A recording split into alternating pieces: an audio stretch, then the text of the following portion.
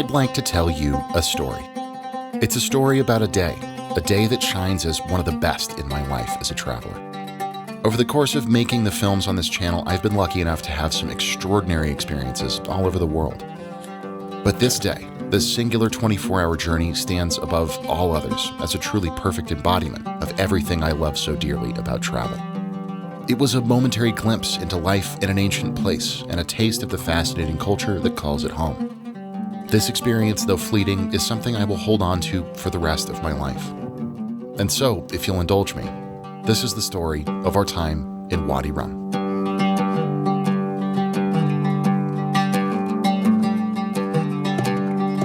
Tucked along Jordan's southern border with Saudi Arabia, the desert of Wadi Rum has become one of the Middle East's best-known destinations. It's been used as a natural soundstage for some of the most iconic films of the last century, from Lawrence of Arabia to Star Wars to Dune, and it's easy to see why. It is a place of profound scale and ageless wonder. Rose-tinged rivers of sand flow between titanic spires of weathered rock, their textured facades pockmarked by wind and time and solitude. This stark desolation gives the entire area a feeling of being all at once alien, ancient, and deeply alluring. But while its beauty is breathtaking, there is so much more to Wadi Rum than meets the naturalist eye. There is civilization here, a culture so ancient, so fascinating that, to me, their inspiring way of life overshadows even the most impressive of the Rocky Mountains erupting from the wandering sands. We started our journey where almost all others do, in Wadi Rum village. To the eye, it's little more than a ramshackle set of sun-baked buildings, but this humble outpost serves as a final bastion of modernity before entering a wholly different realm. It's where we met our guide, Khaled, who would immediately become a dear friend and our main link to the sights and sounds of Wadi Rum. Khaled, like most everyone who resides here, is a Bedouin, an ancient and proud lineage of nomads who have wandered the sands of Arabia and North Africa for thousands of years. And while the tools of their trades have changed over the eons, their culture remains as it always has, steadfast and unwavering. There are two main ways to traverse the desert. One is by camel, and while these noble creatures are still a staple of daily life for the locals, it's a bit inefficient if your goal is to see as much as possible in a short period of time. The second option is the venerable and ubiquitous Toyota Hilux, a vehicle that is as indestructible as it is practical. Around here, the truck beds are retrofitted with hand-wrought benches made of square steel rods. It's not exactly the most comfortable way to travel, but it's nothing if not a heart-pounding thrill ride across the endless sands. The juxtaposition of the breakneck off-roading followed by the silent stillness of the canyons and dunes became the rhythm of our day, punctuating each stop on our tour with a sense of dramatic duality. After leaving the village, our first stop was Lawrence's Spring, known in Arabic as Ain Abu Aina. Famed British archaeologist and diplomat T.E. Lawrence wrote extensively of his time in Wadi Rum in his 1926 autobiography, The 7 Pillars of Wisdom. And while there's some debate as to which exact oasis he spoke of visiting in his book, this one is named in his honor. The ferns and shrubs poking out of the otherwise barren limestone betray the presence of precious water in this arid land.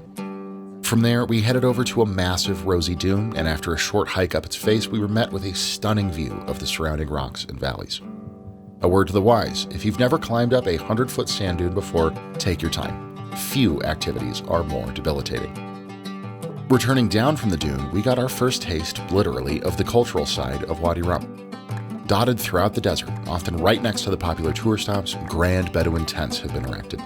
Their woven coverings and low-slung pillows blend effortlessly with the surrounding landscape, looking just as at home as the boulders and shrubs surrounding them. While they function mainly as small gift shops, selling water and shamags and nomadic bric-a-brac, they also serve as waypoints, small moments of respite for guides and travelers alike. Khaled seemed to know everyone everywhere, and though we were the only visitors at this particular stop, we were treated to a steaming pot of cardamom tea. Its deeply bitter and earthen flavor seemed a fitting accompaniment to the silence and splendor of the land around us. After absorbing the spectacular vistas and a few cups of bitter brew, we ripped along to a site that put the ancient significance of Wadi Rum into clear focus. Tucked into a towering slot canyon were several thousand years' worth of stone carvings covering its time-stained walls. The oldest were simple drawings and writings in Talmudic and Nabatean scripts, but Khaled explained that the carvings in this particular canyon were special. Woven amongst the pockmarked sandstone were verses from the Quran, written in Kufic sometime in the 8th or 9th century, not long after the time of the Prophet Muhammad himself. It's this kind of cultural context that simply takes your breath away. After the canyon, we hopped once again into the tumult of the Hilux. After a brief stop at a small stone arch, a mainstay Instagram spot for visitors to Wadi Rum, we continued on to Lawrence's house, another local landmark named for T.E. Lawrence. Whether or not he actually lived here is anyone's guess. The original bricks were laid by the Nabateans centuries before that Englishman would find himself wandering this corner of the world.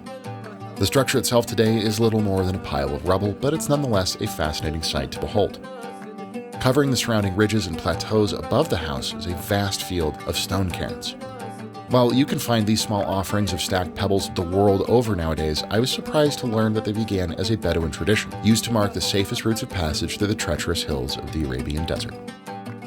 After leaving Lawrence's house, Khaled promised me that our next stop would be something I would enjoy, and he wasn't lying. Another roaring trek took us further into the desert, to a small tent sitting in the shadows of an enormous mushroom-shaped rock. We were here to meet a man named Awad Dafale, a master Bedouin musician of Wadi Rum.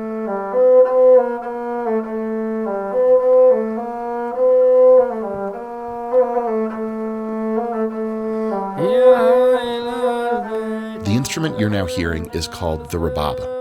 It features a single string played with a bow, and it was handmade by Muhammad himself from camel skin and forged wood. He explained to me that he comes from a long line of Bedouin musicians, guardians of the memories of their culture as told through song. The sound is dissonant and haunting, drenched in the emotion of countless generations of desert dwellers before him. And while its strange tones may sound downright alien to our pampered Western ears, it is undeniably as evocative and real as a traditional art form can get. Being a musician myself, hearing this man play and speaking with him about his traditions was a profound experience. As we left, I thanked him deeply for keeping this music alive. Without the preservation of this kind of cultural heritage, I told him, we'd lose our past, a sense of where we come from. Awad smiled, shook my hand, and assured me that these traditions weren't going anywhere. Still buzzing from the otherworldly melodies of the rababa, Khaled drove us to a few more sites. A narrow canyon adorned with scraggly trees, the mouth of which was a popular spot for sandboarding, and another much larger stone arch where other tourists were busy taking pictures. Then it was time for sunset. Words cannot describe the tranquility of watching the horizon morph from first amber to burnt crimson, then ochre, and finally deep indigo, all framed by an unending sea of ancient stone. After savoring this celestial spectacle, we climbed back into the old Hilux and made our way to camp. Upon our arrival, we took our next much-needed step into Bedouin culture with dinner. A traditional Bedouin meal starts with a pit dug into the sand, inside of which a large fire is built. Then, great steel trays of chicken, carrot, and potato are lowered over the coals, covered with foil, and then buried. This traps the heat from the embers, essentially turning the ground itself into an enormous oven. While past generations may not have had tinfoil or baking trays, this is how the Bedouins have cooked their food for as long as any of them can remember. It gave the meal a unique minerality and earthy flavor that, much like the rababa music and the cardamom tea, was unlike anything I've ever tasted. Needless to say, it was delicious and the perfect way to refuel after a long day of trekking across the desert. But the real magic was still yet to come. After eating, all of us, travelers, guides, and stragglers, gathered around a small fire at the center of camp. More tea was served, stars were gazed upon, and then Hussein Dafale, another of Wadi Rum's master musicians, arrived with his oud, a traditional 11-stringed Arabic instrument similar to a guitar.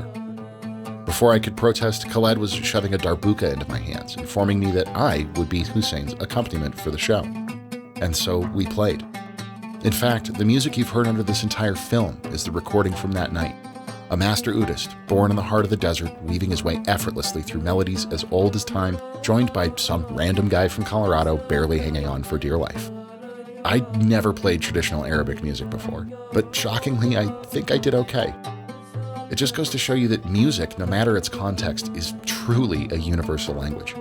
I spoke no Arabic, he spoke no English, but with a nod of the head and a strum of the strings, he told me everything I needed to know. After playing for a while, we stopped, the music replaced only by the quiet bubbling of a hookah, and then we got to talking. One guide named Abraham mentioned that he thought it was his birthday. I asked him how old he was, and he shrugged. 23 or perhaps 24, he said. I asked where he was born. Was he Jordanian or Saudi? He chuckled. I was born in the desert, he said. I don't know where. I learned that many Bedouins don't have an official nationality.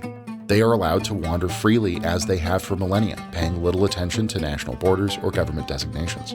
And while that level of freedom seems astonishing, especially in a region like the Middle East, it's not without its complications. It can be very difficult for them to get identification papers, travel by air, or own property, among many other things that we take for granted on a daily basis.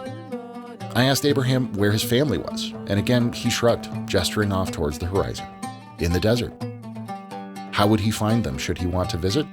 I would go south, he explained, and ask the other Bedouins. If they tell me that my family went west, I would go west. I will find them eventually. In English, we have the word nomad with all its connotations.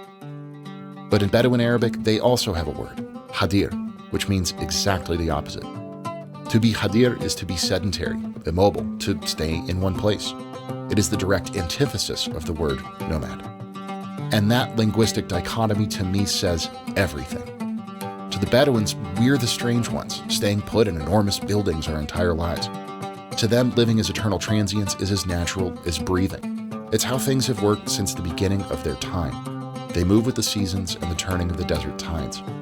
And seeing this life in action, existing in perfect harmony with an endless expanse of inhospitable sand and rocks and wind and heat, it certainly paints the name of this YouTube channel in quite a hubristic light. After sleeping in our tent and keeping the window flaps closed for fear of an incursion of wild camels, a problem which Khaled was adamant we take heed of, we took one last jaunt in the aging Toyota back to the village. We embraced our new friend, wished him well, and promised to return as soon as possible. You will come back, and I will take you into the heart of the desert, he said with a grin. You will see things we Bedouins do not show to many others. In the following weeks and months, I would come to realize that this experience was simply in a different league from anything else we've ever done. We caught a passing glimpse into a world that was so vastly different from our own, and yet at the same time was one I felt deeply connected to somehow. In this modern era, I think we all share a dream of simpler times, of eschewing the endless banality and overbearing complication that defines life in the 21st century. When you strip it all away, the financial woes, the battlegrounds of social media, the endless rat race to have the biggest cubicle on the highest floor, you're left with nothing but the purest basics of existence. The wind and the sand and the mountains. A quiet fire, food, a song, conversation. We all have difficulties, the Bedouins included. Life is complicated no matter where or who you are. But when it comes to the fundamentals, I think our brothers of the desert might just be able to teach us a few things. All I know is that the lessons they taught me will be cherished for the rest of my life.